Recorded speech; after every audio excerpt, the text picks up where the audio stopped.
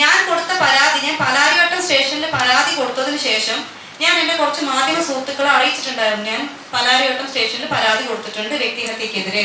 അങ്ങനെ കുറച്ച് മാധ്യമ സുഹൃത്തുക്കൾ പാലാരിവട്ടം പോലീസ് സ്റ്റേഷനിൽ വിളിച്ചു ചോദിച്ചപ്പോൾ അവിടുന്ന് പറഞ്ഞത് അങ്ങനെ ഒരു പരാതി അവർ കണ്ടിട്ടില്ല എന്നാണ്.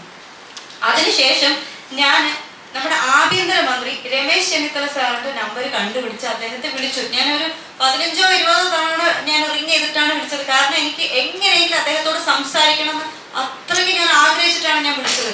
വിളിച്ചിട്ട് ഞാൻ അദ്ദേഹത്തോട് സംസാരിച്ചപ്പോൾ അദ്ദേഹം എന്നോട് ചോദിച്ചു, FIR ഇട്ടിട്ടില്ലേ എന്ന് ചോദിച്ചു. ഞാൻ പറഞ്ഞു ഇട്ടിട്ടില്ല. അപ്പോൾ രമേശ് ചെന്നിത്തല സാർ പറഞ്ഞു ഞാൻ വിളിച്ച് സംസാരിക്കാം. അദ്ദേഹത്തിന്റെ ഫോൺ കട്ട് ചെയ്ത് ഒരു 5 മിനിറ്റിന് ശേഷം എന്നെ പാലാരിവട്ടം സ്റ്റേഷനിൽ നിന്ന് എന്നെ വിളിക്കുകയാണ്. എന്നെ CI വിളിച്ചിട്ട് പറഞ്ഞു എൻ്റെ പേര്, വയസ്സ്, കാര്യങ്ങളെല്ലാം എഴുതിയെടുത്തു, അക്നോളജ്മെന്റ് അയച്ചിട്ടുണ്ട് ഞാൻ പരാതി കൊടുത്തതില്ല. അപ്പൊ ഞാൻ ചോദിച്ചു FIR ഇടുന്നില്ലേ സാർ?